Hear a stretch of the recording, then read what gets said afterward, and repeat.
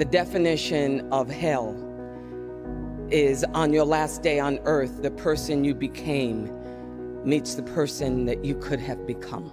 How do you deal with the disappointment? Your younger self dreaming of this successful life, and now that you are an adult, you still haven't achieved everything that she hoped to achieve. Let me bring you a story of Viola Davis. In her memoir, Finding Herself, there's something that she spoke so profoundly that it leaves me crying. When she was in school in third grade, hit with poverty, her mom having to take care of 6 children, she had to be in survival mode every single day in school as a young child because she got bullied relentlessly by all of these boys. There was this Cape Verdean boy, hated being called black. The way that he identified himself is he is Portuguese. In school, Viola Davis is good at fighting for herself. She is good at standing up for herself.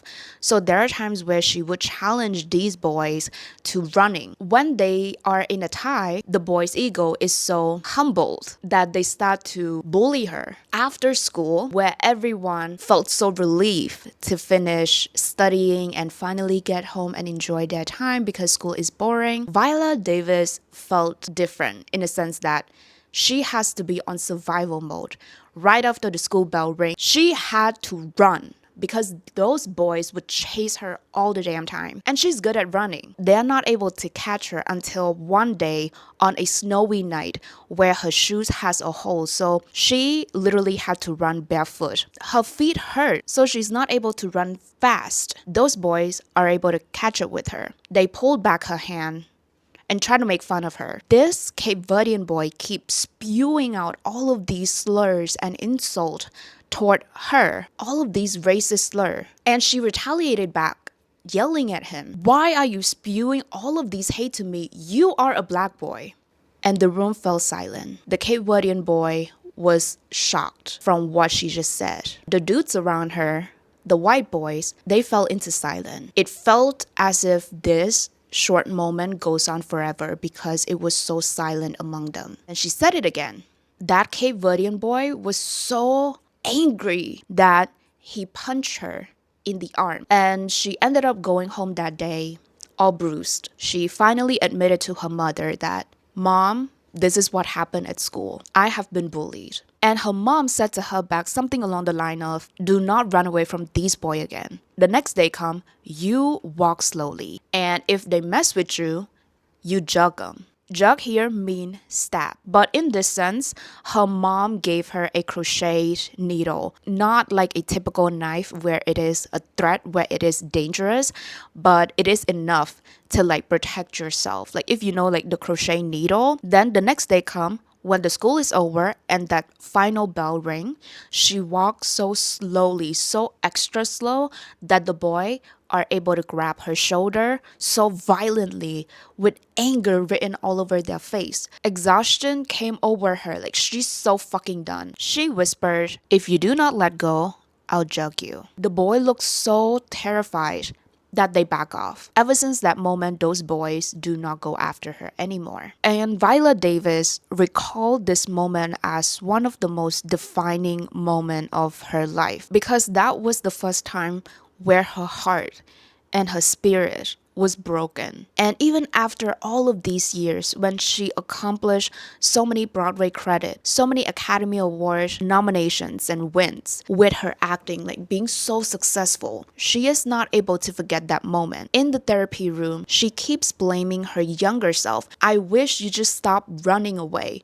Like, I blamed you for it." She said this, "I felt ugly. I felt unwanted, even by God. I wanted so badly to fit into this world, but instead, I was being spit out like vomit. Who I was offended them." The memory burrowed itself inside and metastasized. It didn't help that I was running back to a home where there was no protection, a home that seemed to cement all of the horrific things those boys said about me. At the age of 28, I woke up to the burning fact that my journey and everything I was doing with my life was about healing that 8-year-old girl, that little third grader Viola, who I always felt was left defeated, lying prostrate on the ground. I wanted to go back and scream to the 8-year-old me, Stop running. Now she was in the therapist's room being so frustrated. And then her therapist said, why are you trying to heal her?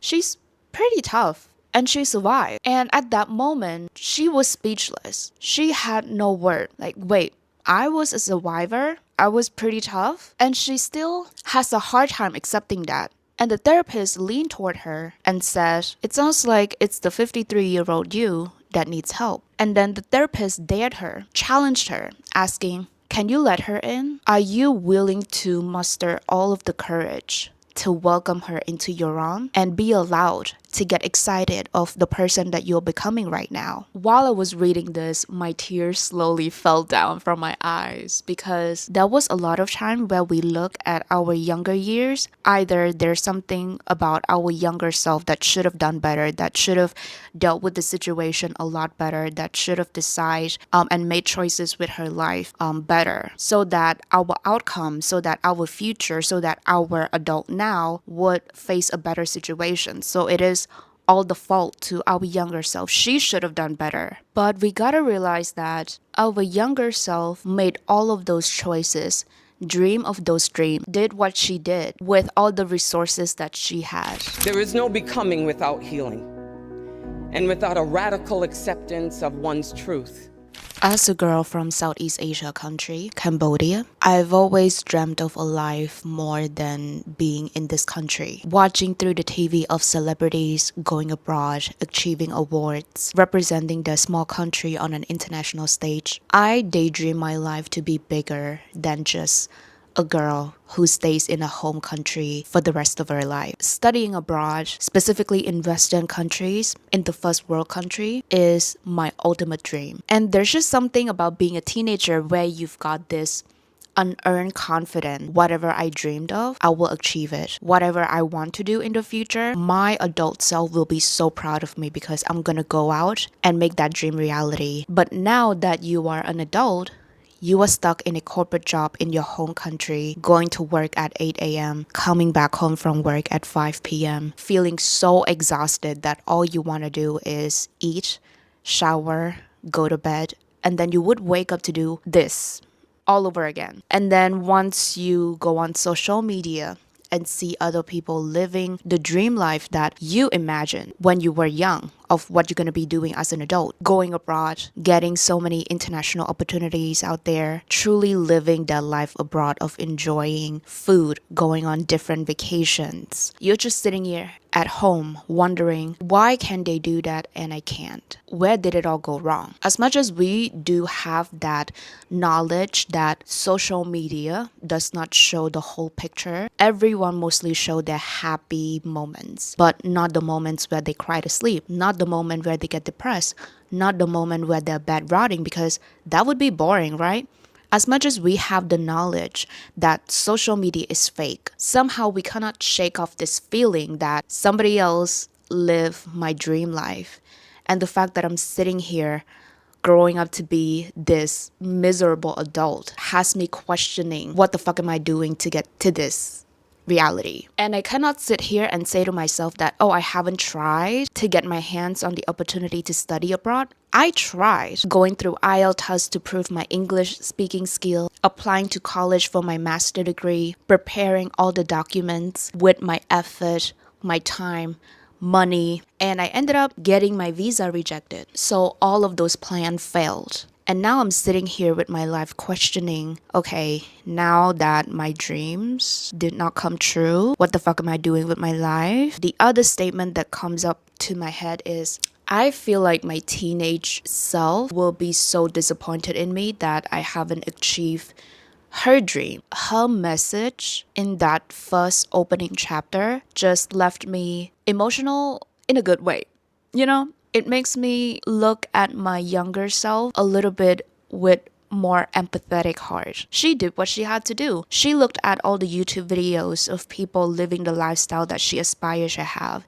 She watched the TV with all of those people on glamorous stage being able to express themselves authentically and doing what they love. And she aspires to be that. Given her situation, it is her trying to protect her emotion, because there are some times where we have a lot of fear of the unknown, fear of being perceived, fear of being seen, fear of being judged. And we do everything we can to protect that, whether the way that we do it is healthy or not. For example, coping mechanism by daydreaming, not getting anything done, not taking the actionable step. As much as it is not healthy to do that, we did the best that we can in order to protect ourselves, our nervous system. As much as there's a part of me that echoes all of these victim mindset-esque word of like, oh my god, I'm not really satisfied with today's situation. Oh my god, I feel like luck is not on my side. Oh my god, as much as I'm doing everything that I can, it feels like things are not working out for me. Oh my god, when am I gonna achieve success? When I'm gonna earn so much money? What am I gonna do with my life? I feel like my life is a failure right now. I feel like I'm so alone right now. Reading other people's stories and how that experience shapes them to be who they are today really make me feel seen and understood. You don't need any more self-help advice or techniques on how to get things done, on how to move forward with your life. All you need sometimes is hope. Hope that there has to be better things coming out of your current situation, because you do not lack discipline. You lack hope.